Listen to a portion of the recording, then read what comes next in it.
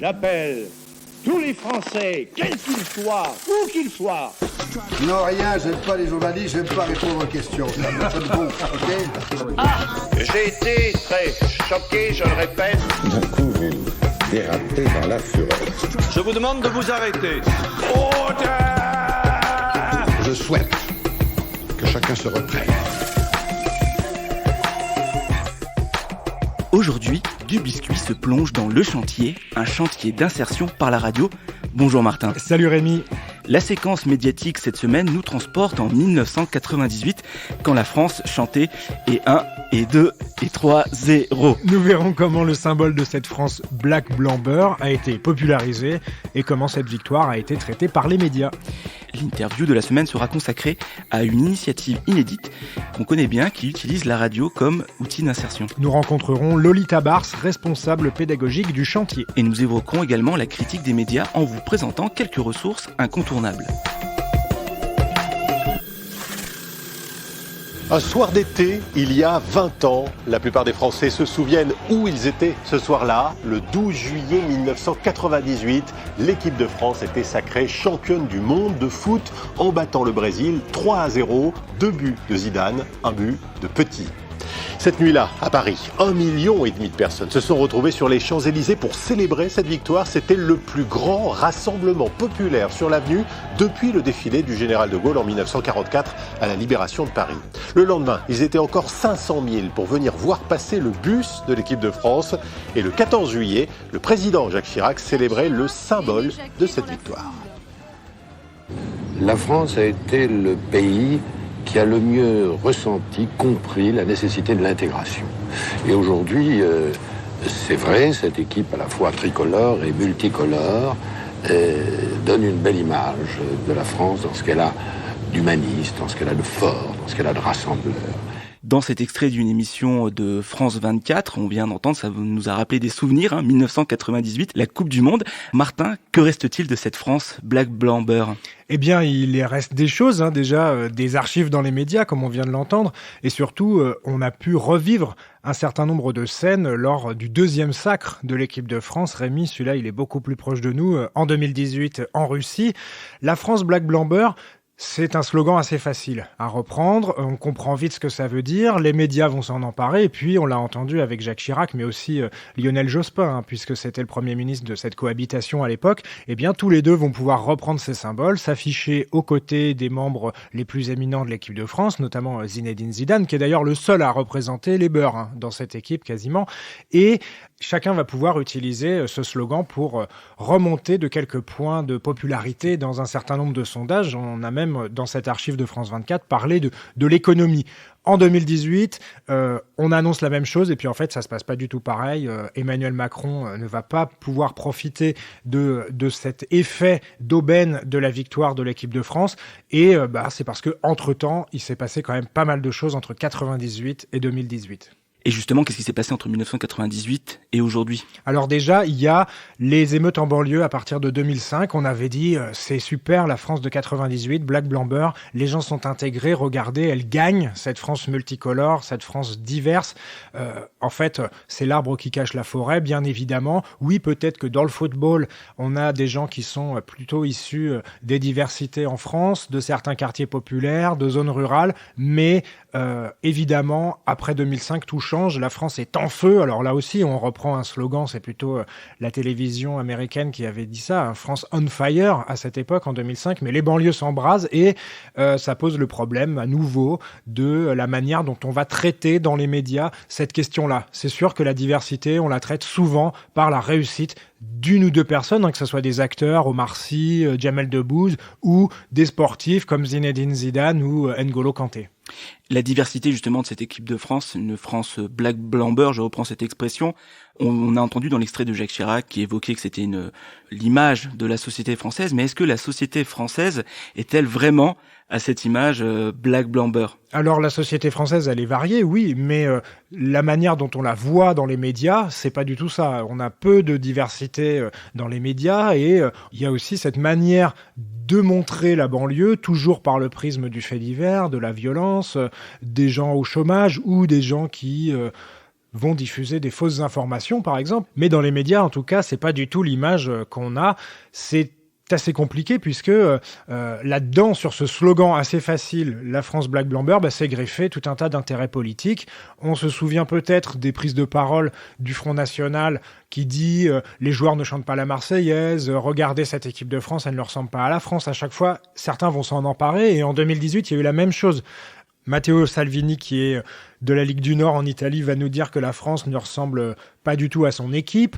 Et au contraire, Barack Obama va en parler, par exemple, de cette équipe de France dans un discours en disant « Regardez, ils ne ressemblent pas aux Gaulois, mais eux, ils gagnent, etc. » Donc, à chaque fois, il y a une récupération politique de ce phénomène. Les médias adorent ça, parce que finalement, c'est bien de parler, c'est positif de parler d'une victoire, mais derrière, il y a une réalité qui est quand même beaucoup plus complexe. On est passé en quelque temps de la France Black Blanc Beurre à la France Bleu Blanc Rouge. Maintenant, il faut parler, il faut chanter la Marseillaise, il faut avoir la main sur le cœur.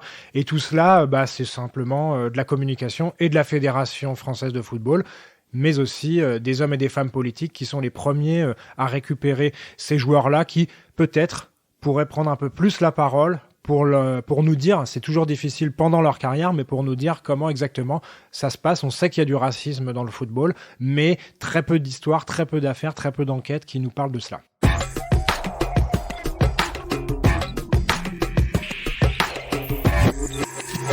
Aujourd'hui, on inverse les rôles. Notre invité vient nous parler du chantier. Et pour cela, j'ai un spécialiste de la question sous la main, c'est Rémi, car toi, tu as fait partie de la première promotion du chantier. Alors, qu'est-ce que c'est que cette initiative ? Alors, le chantier, c'est un ACI, un atelier chantier d'insertion, porté par l'association L'Onde Porteuse. Alors, un ACI, qu'est-ce que c'est, Martin ? C'est une structure qui accompagne des personnes à la recherche d'un emploi, tout en les salariant. Donc, on a des personnes qui vont rechercher activement une formation, un emploi, qui vont être accompagnés, qui vont avoir un suivi socio-professionnel et qui à côté vont être rémunérés par une activité salariée en utilisant un support. Alors c'est vrai qu'on a plus l'habitude de connaître des chantiers d'insertion qui utilisent un support comme la restauration de patrimoine ou l'entretien d'espaces verts, sauf que ce qui fait la particularité de cet ACI et qui en fait une expérience unique en France, c'est qu'il utilise la radio comme support d'insertion. Alors pour en savoir encore plus, tu es allé interviewer Lolita Bars, l'encadrante pédagogique du chantier. Oui, et elle nous explique à partir de quel constat ce projet a vu le jour. La constatation, c'était qu'il y a quand même beaucoup de chantiers d'insertion qui sont sur les mêmes supports, qui sont des supports qui ne sont pas forcément accessibles à tout le monde. Par exemple, quand on prend des supports en espace vert, en bâti, etc., tout le monde n'est pas capable de faire ça, que ce soit physiquement ou manuellement, enfin voilà. Donc l'idée, c'était d'apporter autre chose. On avait déjà vu un autre chantier d'insertion avec un support innovant qui s'appelle Urban Pro, donc c'est un chantier d'insertion basé sur le support vidéo. Et donc on s'est dit pourquoi pas sur le support radio d'apporter cet axe insertion et social aussi, c'était important. L'insertion par la radio, comment cela fonctionne ? Quel est l'intérêt d'un tel support ? Nous allons voir qu'il en existe plusieurs. La radio, ça va permettre plusieurs choses à des salariés en insertion qui ont souvent quand même des soucis de confiance en eux, par exemple. Parler à la radio, c'est travailler sur sa confiance, puisque on s'exprime, tout le monde nous écoute, que ce soit au niveau des auditeurs, mais aussi quand on va faire un plateau en public. Ça apporte aussi des compétences en organisation, en coordination, puisque les salariés organisent les plateaux radio, les événements, également tout simplement à l'écrit, puisque la radio, on le sait, c'est quand même aussi beaucoup d'écrit. Et puis c'est écrire différemment.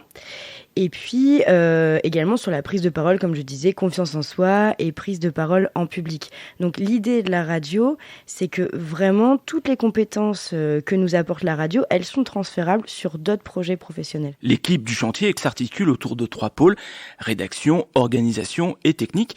Et il s'agit bien d'une vraie rédaction qui travaille quotidiennement sur de nombreux projets, comme nous l'explique Lolita Bars. Ils sont assez variés, mais je vais dire c'est comme une vraie rédaction d'une radio, quoi. On va aller à la fois sur des plateaux radio, donc en extérieur, donc émissions sur différentes thématiques. On reste toujours en lien avec la thématique qui est portée donc par l'onde porteuse et par la future radio Le Chantier, qui sont sociales, environnement, culture. Donc c'est vrai qu'on fait souvent des plateaux sur ces thématiques-là. Ensuite, on va faire du reportage, de l'interview, des portraits. On anime également des séminaires et des conférences, par exemple là sur le sujet de l'IAE, donc insertion par l'activité économique. On était à Lyon pour une table ronde donc IAE par FAPEDEF. Donc FAPEDEF, c'est Fonds Agir pour l'emploi. Donc là, par exemple, on anime le séminaire. Et on fait également en direct des interviews et des portraits. Donc on a un public, donc c'est assez intéressant. Et on a fait exactement la même chose à Paris pour les assises nationales de chantier école. Au niveau des plateaux, pour donner un peu des exemples, on a fait des plateaux sur le festival Carnet de voyage à Clermont-Ferrand, sur des médiathèques, sur des festivals de musique, des festivals d'art de rue. Après, on fait également des choses comme du podcast, qui est vraiment là sur un côté un peu plus communication sonore. On fait aussi du spot.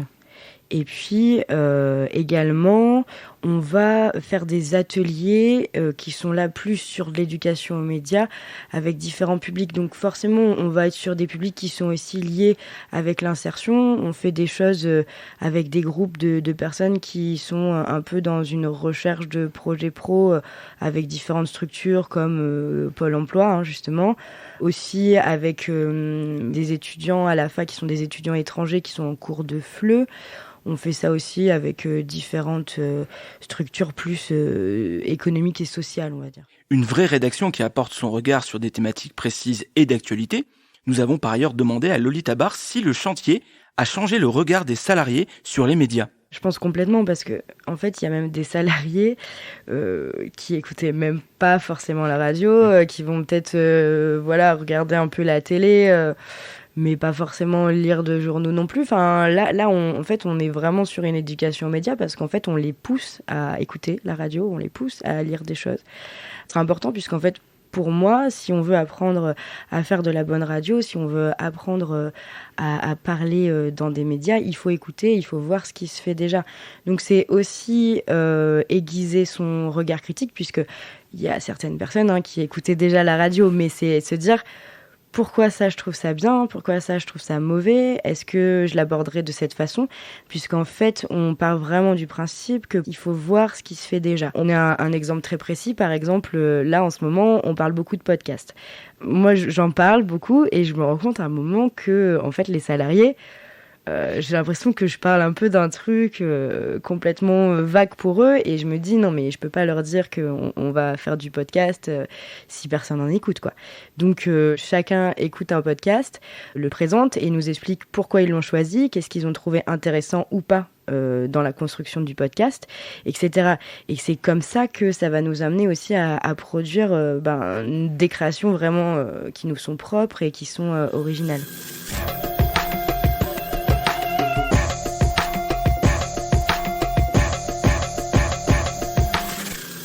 Le prochain événement majeur pour le chantier va être le lancement de la fréquence radio qui porte le même nom, une radio sur laquelle vous pourrez écouter, retrouver les émissions, les podcasts, tous les contenus réalisés par la rédaction du chantier.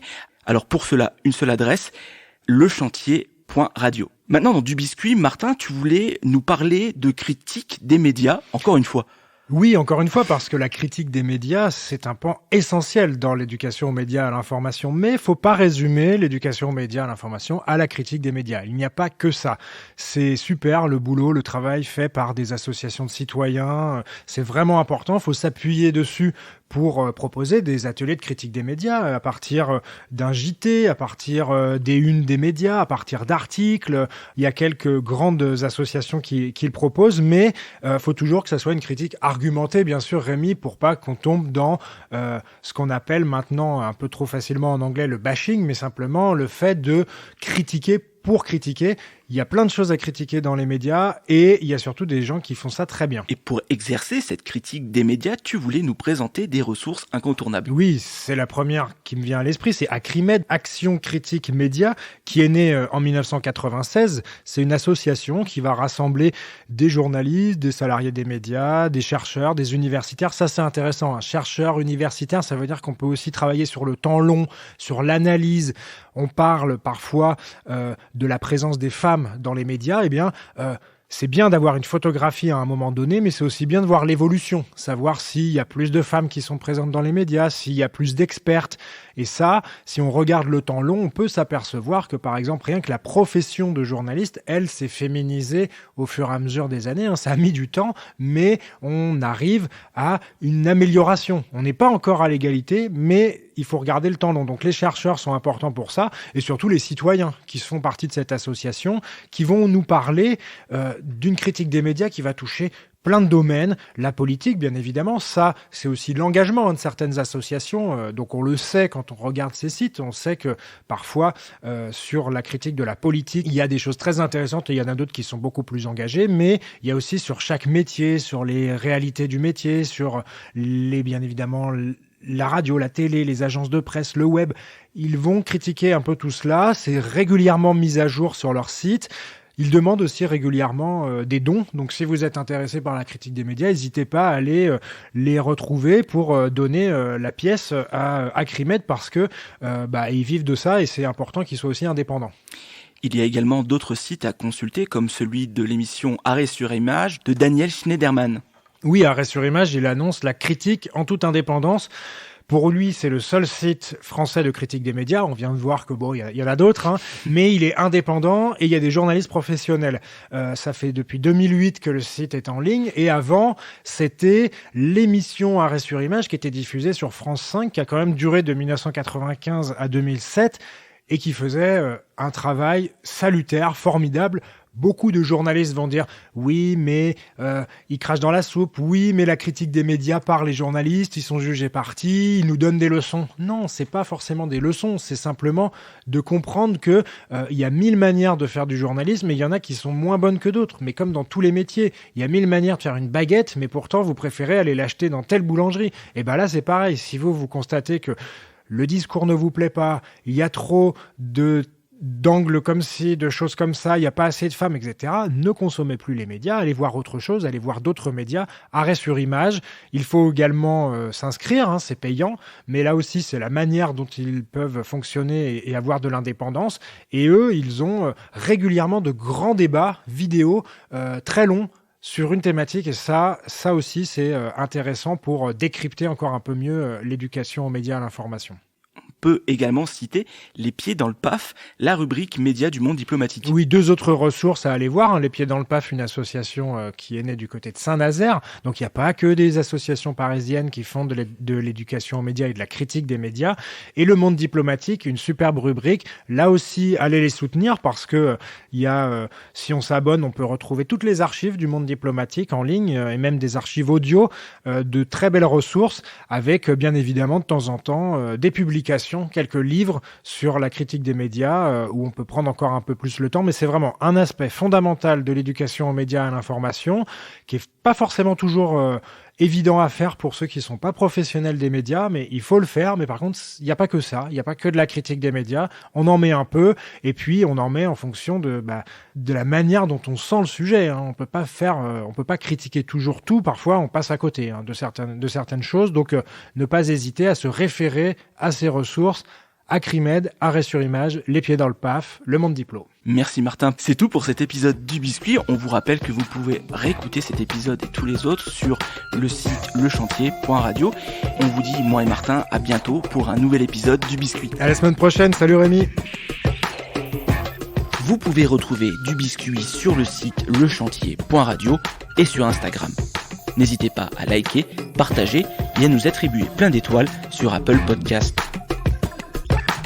Avant de vous quitter, je vous souhaite bonne chance à chacune et à chacun d'entre vous. Au revoir.